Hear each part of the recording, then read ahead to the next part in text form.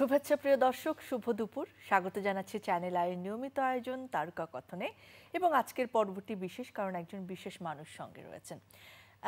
একজন মানুষ আসলে কখন বিশেষ হয়ে ওঠেন এটি একটি কথা বলার বিষয় হতে পারে, যখন তার কাজ আসলে তার শুধুমাত্র ব্যক্তি নয় বরং আরও অনেকের উপকারে আসে, প্রকৃতি, প্রাণ এবং পৃথিবীর জন্য যা কল্যাণ বয়ে আনে। আর আজকে আমাদের সঙ্গে যিনি রয়েছেন তিনি সেই কাজটি করেছেন, আমাদের প্রকৃতি রক্ষায় কাজ করেছেন, নদী রক্ষায় কাজ করেছেন। আর তার জন্য তিনি এই বছর প্রকৃতি সংরক্ষণ পদক 2023-এ ভূষিত হয়েছেন। আমাদের সঙ্গে রয়েছেন ডক্টর মোহাম্মদ মঞ্জুরুল কিবরিয়া, অধ্যাপক, প্রাণীবিদ্যা বিভাগ, সমন্বয়ক, Halda river research laboratory, Chittagong বিশ্ববিদ্যালয়। স্যার স্বাগতম, অভিনন্দন। কিছুদিন আগেই আপনি যে পুরস্কারে ভূষিত হলেন, যেটি আমাদের সামনে রয়েছে, স্যার কেমন লাগছে? যে কোনো অর্জনই আসলে অত্যন্ত ভালো লাগার বিষয়। আমি মনে করি এই অর্জনটার মাধ্যমে আমার যে রেসপন্সিবিলিটি, বাংলাদেশের নদী সংরক্ষণের জন্য প্রকৃতি সংরক্ষণের রেসপন্সিবিলিটি বাড়িয়ে দিয়েছে। হ্যাঁ, আমি ইচ্ছা করলে এখন আর ওই নদী সংরক্ষণ বা এই লাইন থেকে বা এই গবেষণা থেকে থামিয়ে দিতে পারবো না। এটা আমার রেসপন্সিবল, আমাকে বাধ্য করছে। হ্যাঁ, একদমই তাই। এবং আপনাদের যে কাজ সেটাকে স্বীকৃতি দিয়ে আমরা আসলে আরো অনেকের কাছে এই মেসেজটা পাঠাতে চাই যে কাজ করা হচ্ছে এবং সকলে মিলে কাজ করা উচিত। আবার অনেক অনেক অভিনন্দন স্যার, এবং আপনার কর্মজীবনের প্রতি আমাদের অনেক অনেক শ্রদ্ধা। স্যার, ছোটবেলাটা নিয়ে একটুখানি জানতে চাই যে কোথায় বড় হয়েছেন, কিভাবে আসলে এই দিকে পড়াশোনা করতে আসা। আমি হালদাপাড়ের সন্তান। হালদা নদী আমার পাশের নদী। আমার প্রাইমারি স্কুল গ্রামেই অতিবাহিত করেছি, হাই স্কুলও আমার গ্রামে এবং কলেজও আমার একই গ্রামে, খুব কাছাকাছি জায়গায়। আমার হাই স্কুলের পাশেই ছিল একটা নদী, সেটা হচ্ছে হালদা। হ্যাঁ, এবং আমরা যখন আমাদের টিফিন পিরিয়ড থাকতো, দুপুরে 1 ঘন্টার যখন ছুটি দিত, তখন আমরা সবাই চলে যেতাম নদীর পাড়ে, হালদা নদীর পাড়ে। হ্যাঁ, এবং এরপরে কলেজে ভর্তি হলাম, আমার নাজিরহাট কলেজ, যেটা আমার স্কুলের নাম হচ্ছে বারাণসী আব্দুল করিম বহুমুখী উচ্চ বিদ্যালয়। আর নাজিরহাট কলেজেও ওই আমার হালদা নদীর পাড় ঘেঁষেই কিন্তু আমাকে সাইকেল চালিয়ে আসতে হতো এই কলেজে। আমাদের এই রোড কিন্তু তখন ছিল কাঁচা রোড, মানে বর্ষার সময় তো পায়ে হেঁটে ছাড়া আর উপায় ছিল না, আর এমনি ড্রাই সিজনে আমরা সাইকেল করে আসতাম। আচ্ছা, মানে নদীর সাথে আপনার একটা নারীর টান রয়েছে, তাই না? এক্স্যাক্টলি। বাহ। পড়াশোনার আগ্রহটা কি সেই জায়গা থেকে, নাকি জাস্ট সাবজেক্ট পেয়েছি প্রাণীবিদ্যা সেজন্য পড়ছি? না, ওইটা হচ্ছে সাবজেক্ট পেয়েছি, ওইটা বিশ্ববিদ্যালয়ে একটা সাবজেক্ট পেয়েছি। আমি অন্যদিকে প্রথমে ফাইন আর্টসে চান্স পেয়েছিলাম। কোন বিশ্ববিদ্যালয়? চট্টগ্রাম বিশ্ববিদ্যালয়ে। তখন আবার একই সাথে সায়েন্সে, যেহেতু আমি সায়েন্স ব্যাকগ্রাউন্ড, সায়েন্সে যখন চান্স পেয়েছি তখন আমার বাবা বললো যে না, তুমি ফাইন আর্টস না পড়ে সায়েন্সেই পড়ো। তখন আমার বাবার যেটা তখনকার যে সায়েন্স থেকে যেই কথাটা বলে যে না, তুমি ফাইন আর্টস পড়বা, তোমাকে ছবি আঁকতে হবে, তোমাকে ড্রয়িং করতে হবে, ডিজাইন করতে হবে, অর্থাৎ তোমার হাত পা যতক্ষণ পর্যন্ত ভালো থাকবে, সচল থাকবে, ততক্ষণ পর্যন্ত তোমার মূল্য, এরপরে কিন্তু তোমার মূল্য থাকবে না। আর যদি তুমি জেনারেল সাবজেক্টে পড়ো, তুমি একটা জব করবা, জবের পরে তুমি রিটায়ারমেন্টের লাইফ, তখন আমার বাবা কিন্তু রিটায়ারমেন্টে, হ্যাঁ, তুমি অবসর জীবনটা অন্ততপক্ষে স্বাচ্ছন্দ্যে চালাতে পারবা। এই কনসেপ্ট থেকেই আসলে আমাকে ফাইনান্স থেকে এই সায়েন্সে, মানে এক প্রকার ধরেন ক্যালকুলেশনের পরে গেলেন আপনি ওইখানে, কিন্তু সেখানে তো আপনি ভালোবাসাটা খুঁজে নিয়েছেন। হ্যাঁ, এটা তো অবশ্যই। আমি যেটা মনে করি, আমি যে ছাত্র হিসেবে তো অবশ্যই, শিক্ষক হিসেবেও আমি আমার স্টুডেন্টদেরকে একটা কথাই বলি সবসময়, সেটা হচ্ছে যেই কাজ হোক না কেন বা যেই সাবজেক্ট হোক না কেন, সাবজেক্ট কোনো বিষয় না। ওই যেই সাবজেক্টে তুমি ভর্তি হও, সেই সাবজেক্টকে তোমাকে মনে প্রাণে ধারণ করতে হবে। তুমি যদি ধারণ করতে পারো, ওই সাবজেক্ট যদি পড়ে তুমি যদি আনন্দ পাও, তাহলে তোমাকে ওই সাবজেক্ট রিওয়ার্ড দিবে। বাহ। স্যার, শিক্ষকতা জীবনের কতদিন হয়ে গেল?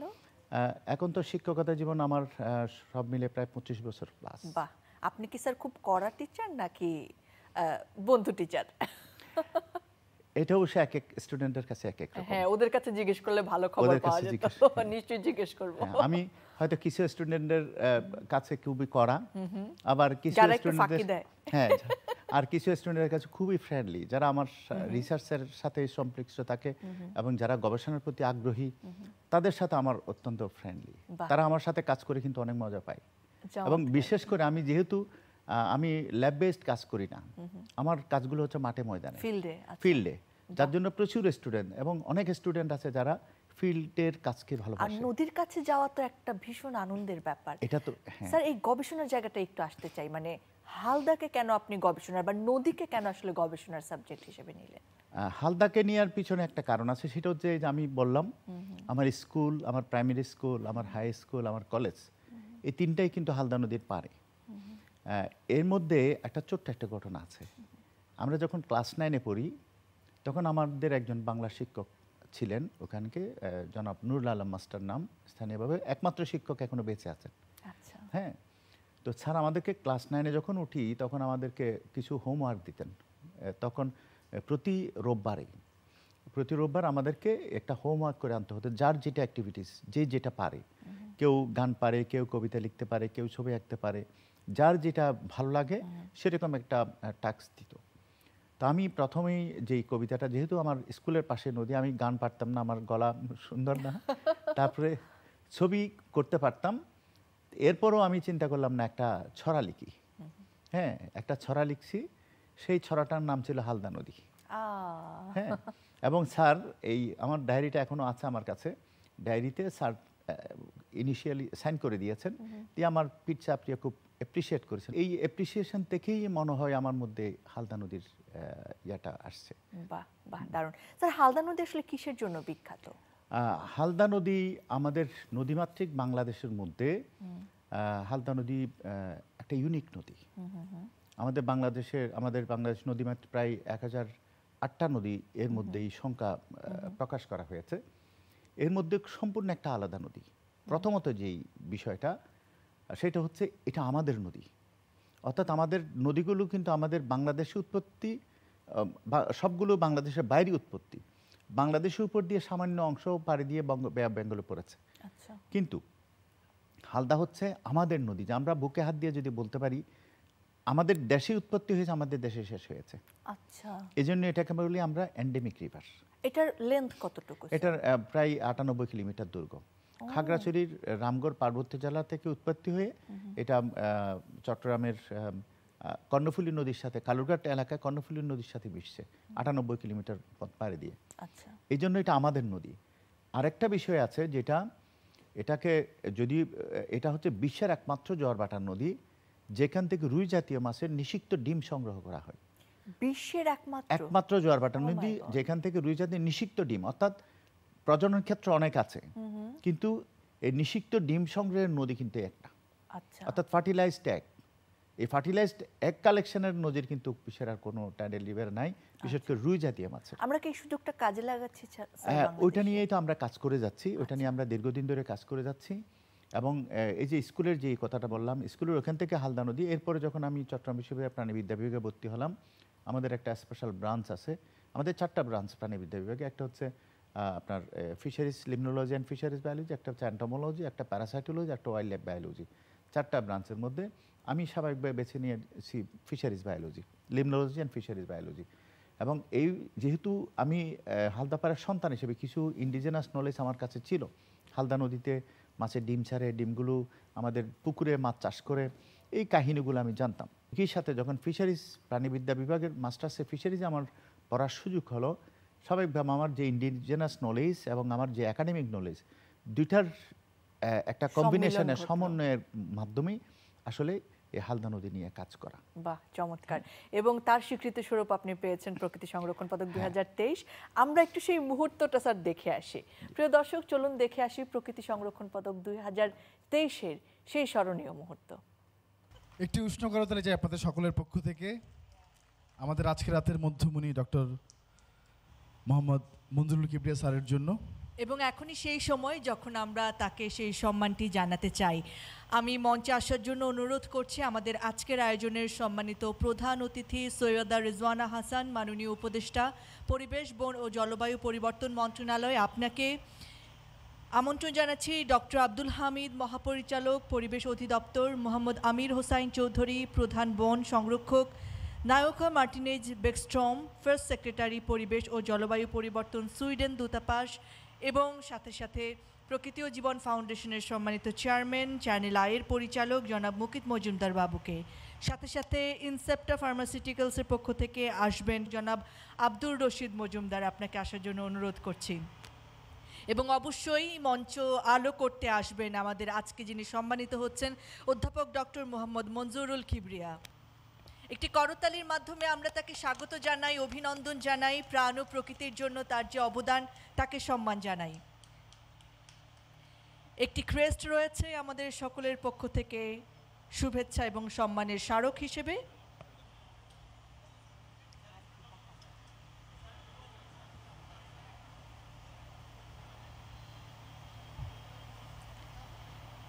এবারে ইনসেপ্টা ফার্মাসিউটিক্যালসের পক্ষ থেকে 1 লক্ষ টাকার চেক প্রদান করবেন জনাব আব্দুর রশিদ মজুমদার, মাননীয় চেয়ারম্যান, ইমপ্রেস গ্রুপ, এবং চেকটি গ্রহণ করছেন ডক্টর মোহাম্মদ মঞ্জুরুল কিবরিয়া স্যার।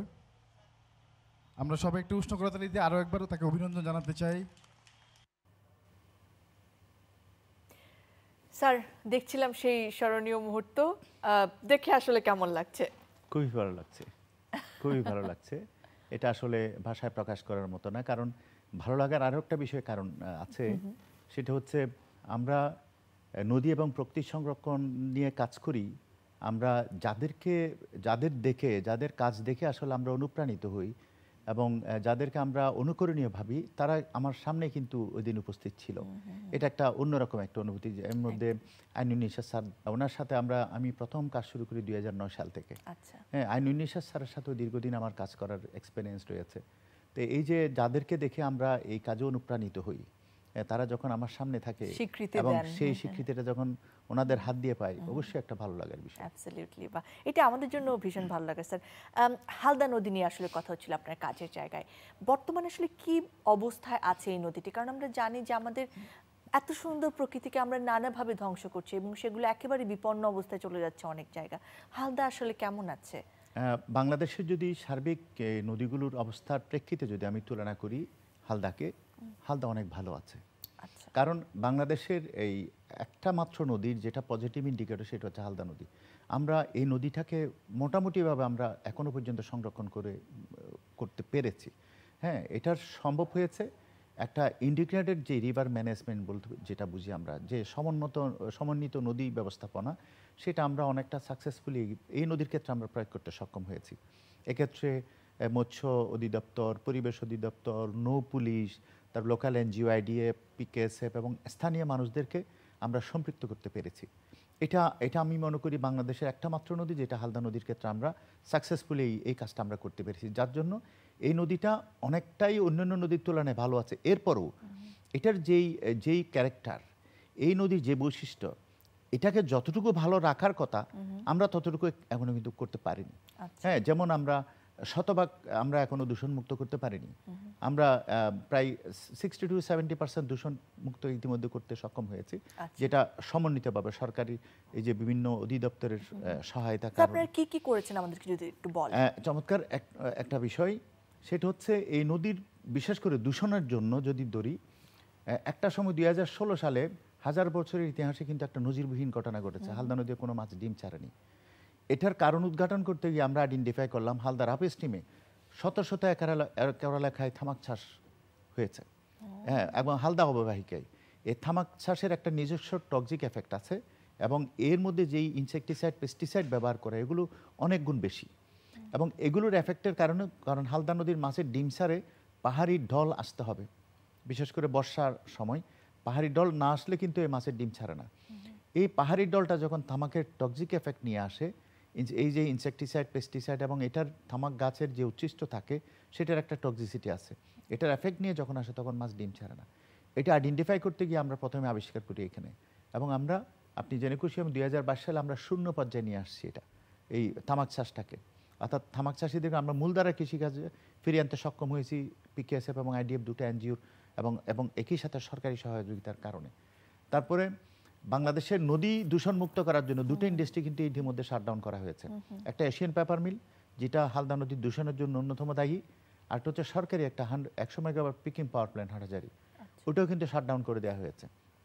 এক্ষেত্রে আরেকটা বিষয় ছিল, সরকারি চট্টগ্রাম শহরের চট্টগ্রাম উন্নয়ন কর্তৃপক্ষ একটা রেসিডেন্সিয়াল আবাসিক এলাকা করছে, যেটাকে অনন্য আবাসিক এলাকা বলে। এই এলাকার মাধ্যমে একটা খালকে সম্পূর্ণ ডাইভার্ট করে হালদাতে ফিরিয়ে দেওয়া হয়েছিল, যার জন্য সিটি এলাকার সমস্ত বর্জ্য হালদাতে যেত। এটা প্রায় 10-12 বছর আমরা ইয়া করে বিভিন্ন রকমের গবেষণা এবং একই সাথে আমরা সোশ্যাল মুভমেন্ট এবং বিভিন্ন রকম অ্যাক্টিভিটিসের মাধ্যমে আমরা 2023 সালে সেটা বন্ধ করতে সক্ষম হয়েছি, অর্থাৎ সেই পলিউশনটা বন্ধ হয়েছে। এখন আর কিছু পলিউশন এখনো অবশিষ্ট আছে, এগুলো যদি আমরা বন্ধ করতে পারি তাহলে আমরা ইতিমধ্যে প্রায় 60-70% দূষণমুক্ত সম্ভব হয়েছে।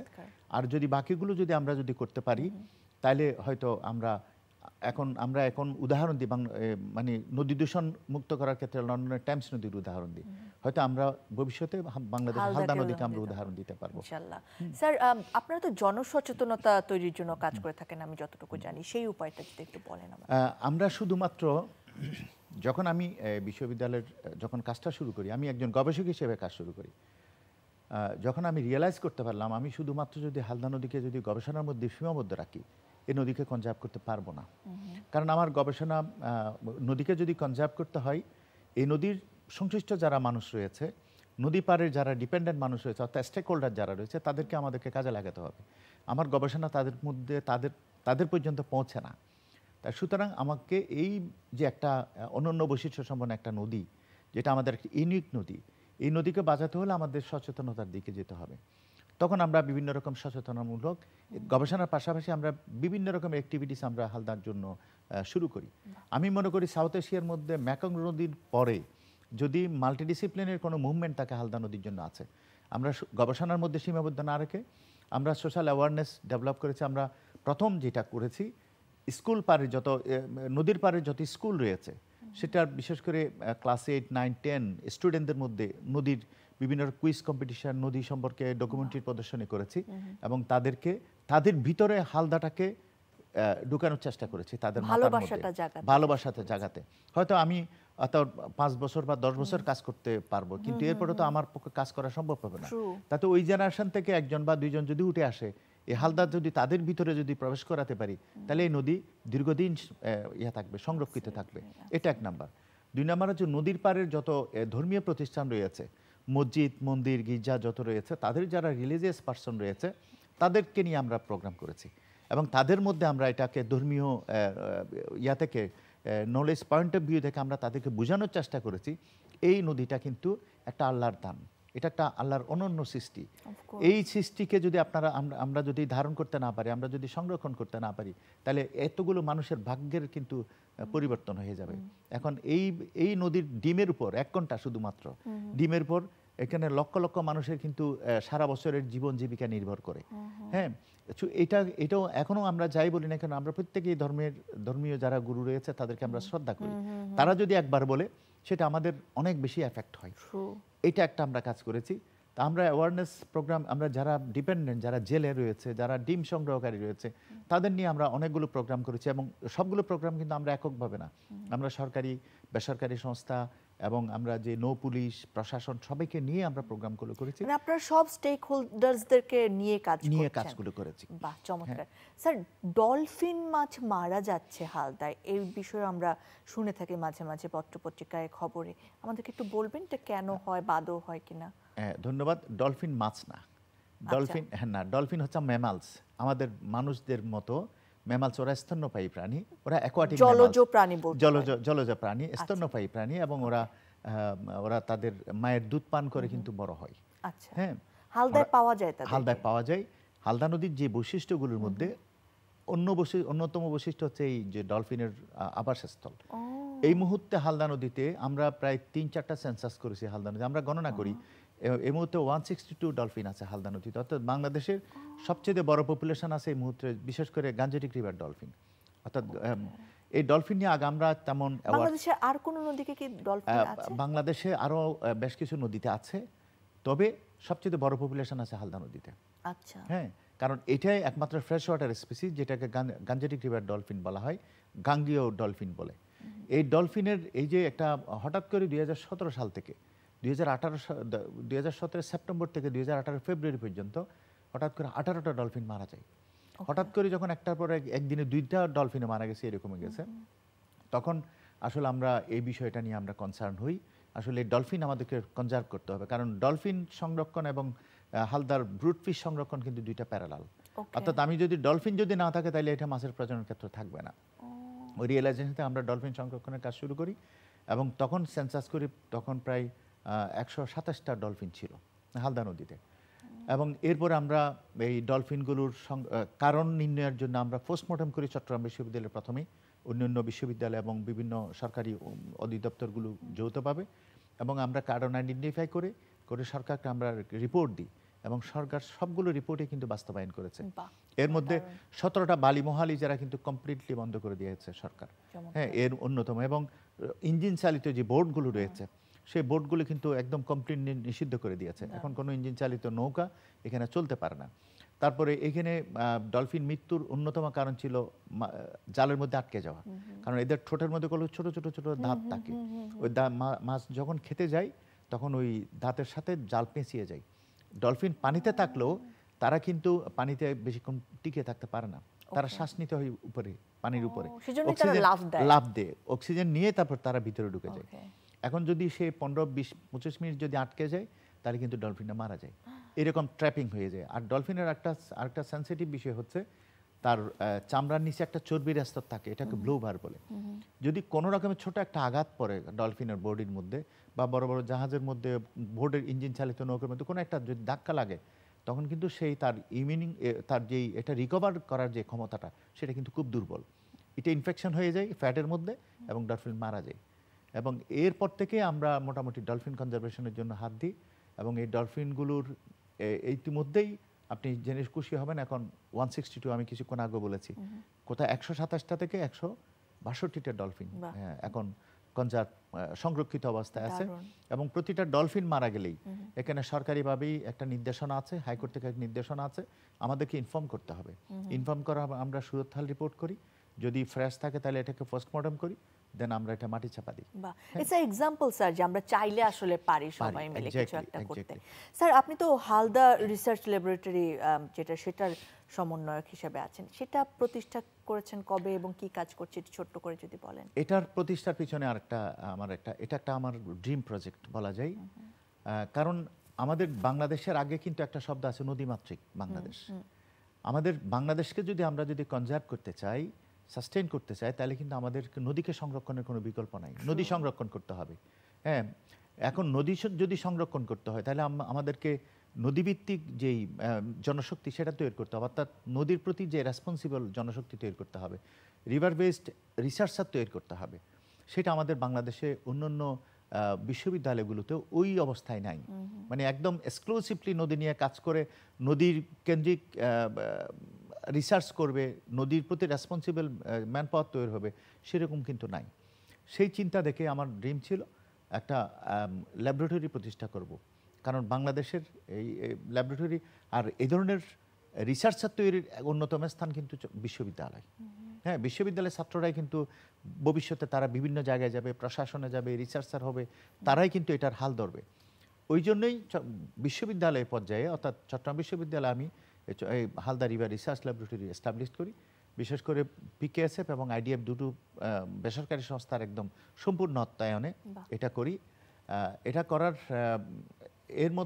করার মাধ্যমে শুধুমাত্র এটা যদিও বা হালদা রিভার রিসার্চ ল্যাবরেটরি, শুধু হালদা না, এটা কিন্তু আসলে সমগ্র বাংলাদেশের নদী সংরক্ষণের আমি মনে করি একটা মডেল। হালদা নদীকে নিয়ে যদি আমার ভবিষ্যৎ পরিকল্পনা বলি, তাহলে এটাকে ওয়ার্ল্ড হেরিটেজ সাইট ডিক্লেয়ার করা আমার একটা আছে, ড্রিম। এটাকে ন্যাশনাল হেরিটেজ ডিক্লেয়ার করা ড্রিম ছিল, যেটা ইতিমধ্যেই এটা ঘোষিত হয়েছে, এটা এখন আমাদের ন্যাশনাল হেরিটেজ। আর ল্যাবরেটরি নিয়ে যদি আমার ভবিষ্যৎ পরিকল্পনা বলি, এটা আসলে বাংলাদেশের নদী গবেষণার একটা কেন্দ্রবিন্দুতে পরিণত করতে চাই। কারণ এখান থেকেই যেই জনশক্তি ইতিমধ্যে প্রায় 150 থেকে 200 স্টুডেন্ট, প্রায় অর্থাৎ 150+ স্টুডেন্ট পাশ করে বেরিয়েছে, মাস্টার্স করেছে, বর্তমানে এমপিএল আছে, স্টুডেন্ট আছে, পিএইচডি স্টুডেন্ট আছে। আমি চাইব তারা যাতে বাংলাদেশের বিভিন্ন যারা যেই পেশায় যাক না কেন, তারা যেই পজিশনে থাক না কেন, তারা যাতে নদীর প্রতি রেসপন্সিবল হয়, তার বাড়ির পাশের নদীটা যাতে সংরক্ষণে সে এগিয়ে আসে, তার মধ্যে যাতে নদীর যেই নদীর প্রতি যে ভালোবাসাটা সেটা যাতে জাগ্রত হয়। অনেক অনেক অভিনন্দন আবারও এই সম্মাননা প্রাপ্তিতে এবং শুভকামনা আপনার আগামীর সমস্ত কাজের জন্য। আর ধন্যবাদ প্রিয় দর্শক আপনাদেরকে যারা সঙ্গে ছিলেন এতক্ষণ। আমরা চাই ভালো থাকুক ফুল, পাখি, নদী, গাছ, প্রকৃতি, পরিবেশ, আমি আর আপনি। আর ভালো থাকার সেই অঙ্গীকার, সেই প্রত্যাশা করেই শেষ করছি আজকের তারকা কথন। আবার দেখা হবে, আবার কথা হবে।